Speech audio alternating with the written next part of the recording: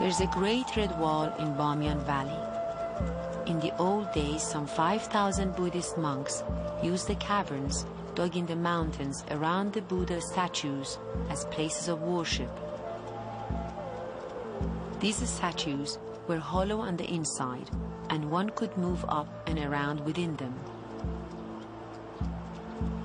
It is believed at nights the monks would put up lanterns in the Buddha's eyes.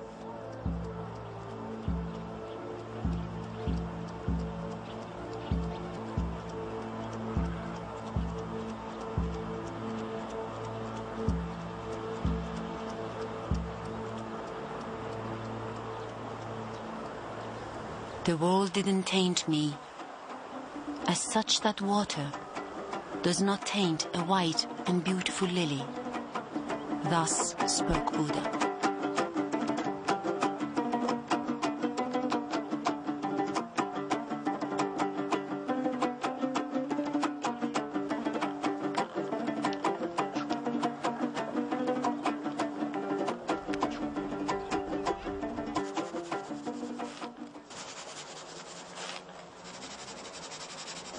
که جنگ ختم شد بعد از 4 سال آمدم در بامیان.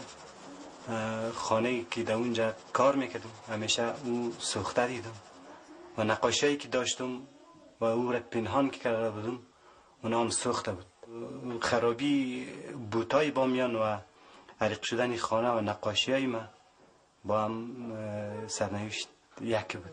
گاهی به یاد او نقاشیایی که در او خانه داشتم و او حریق شد میرم در او خانه و به نام اون نقاشی خود بادم شروع میکنم به کار نقاشی. بیش از این باده به پیمانه مریز، آبروی من دیوانه مریز. من سرائینی میساقی عشق، خون من بر در میخانه مریز. مرغ نالان به چی کارت آید، دام بردار و دیگر دانه مریز.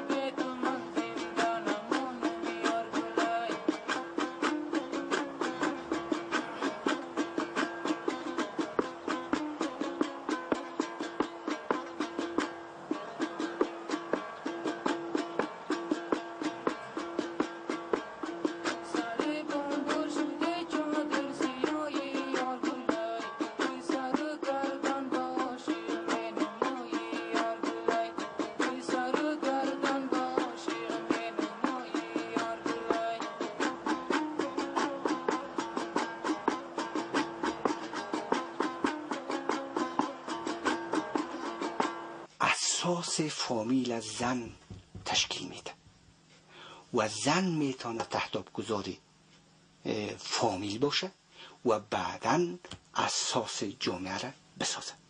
جامعه از واحد فامیل ساخته میشه و اساس فامیل زن میسازه. از این خاطر من به زن خیلی احترام قائلم و بزرگترین آرزویم هست که حتی رهبری جامعه چی که رهبری دنیا به دست زن باشه. دختر که کلان شد دیگه نباید درس بخونه، باید شرایط از این مهیا شد که ازدواج کنه، وارد خانواده شود. و تنها این فکر میکردم که یگانه ثمری که زن میتونه در جامعه داشته باشه داشتن اولاد است، که من به این نظر مخالف بودم و هیچ وقت این نظر قبول نداشتم. زن میتونه در پلیسی که مادر باشه، زن میتونه در پلیسی که مادر باشه میتونه یک دکتر باشه، زن میتونه در پلیسی که بار دوش خانواده رو بر دوش داشته باشه میتونه یک معلم باشه. من فکر میکنم اگر ما به سن میرسیم که به حساب از هر نظر کامل میشدم، فرض میکنیم تحصیلات ما تکمیل میشد، پانتون میخواندم، در وقت اگر ما پا به زندگی وارد زندگی مشترک میشدم، پا به خانه به حساب وقت میماندم، موفق تر بودم تا حالی که ما تا سن بسیار خرد وارد زندگی شدم. در وقت شاید ما زندگی چیزی نمیفهمیدم و تا حالی در هر زمین 5-6 سال ما تجربه کافی به نظرم کسب نکردیم. چند تا بچه داری یا دختر؟ ندارم هیچ. تقریبا پارسال در تولات که اخیر سر بامیان آمد، یک دختر به دنیا آمد که دخترم زمانی که طالب آمد مجدد بامیان گرفت. ما متوارشتیم طرف کوه و اونجا فوت کرد. زنده نماند، زیاد زنده نماند، تقریبا یک روز مان نماند، زیاد زنده نماند.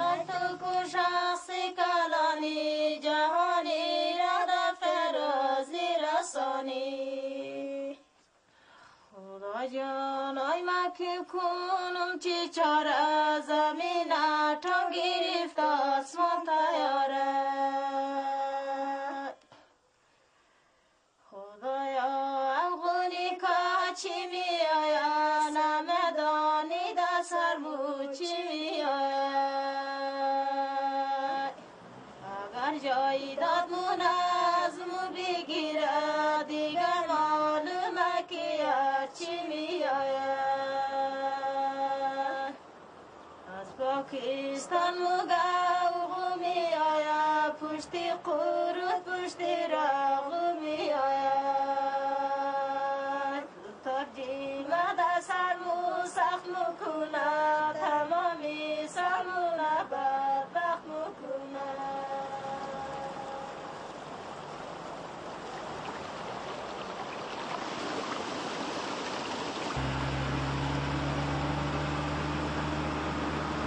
We leave Bamiyan for Mazar Sharif.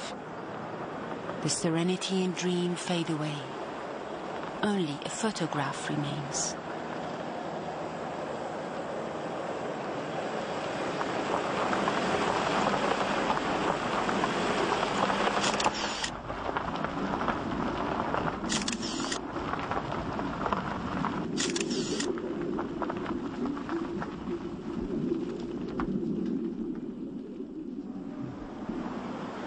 این دفعه چندم انتظاریت تو تونل سالنگ رد میشی؟ از اینجا فکر میکنم دفعه 15-16 است میشه. احوال شما چطوره؟ احوال ما خوب است. خوب هستی؟ فضل خداست. خوش هستی؟ خوش هستیم از خداوند. حالا ما اجازه داریم بریم تو یا با اینکه باید صبر کنیم؟ نه، 10 دقیقه توقف داره. برازی که موتر داخل است به شما مزاحمت پیش میشه. باش. شما چند سال اینجا کار میکنی؟ ما اینجا 6 سال. خسته نباش، اینجا جای سردیه ها. نه، از ما وطن است، خدمت ملت است، سردی به ما پروا نمیکنه. The Salang Tunnel is the most vital route between North and South Afghanistan. It changed hands many times during the long civil war. That left it all in ruins. از پل خمری تا مزار چقدر سری؟ از دوشی بریم سمنگان. خب 1 ساعت یا 45 دقیقه میخواد تا سمنگان است. از سمنگان تا مزار 2 ساعت نیم ساعت میاد.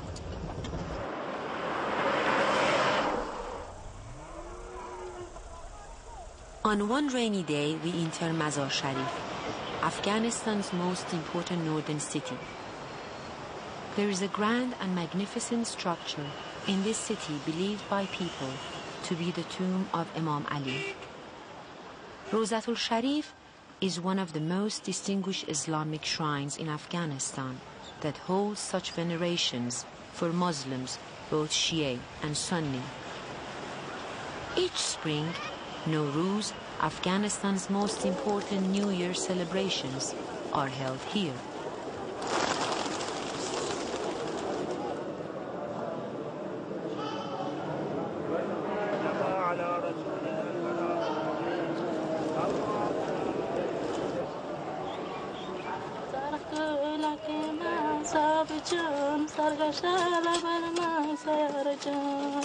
سرگشته لبلگنگه سیار جان ازالتی شدم دیدار جان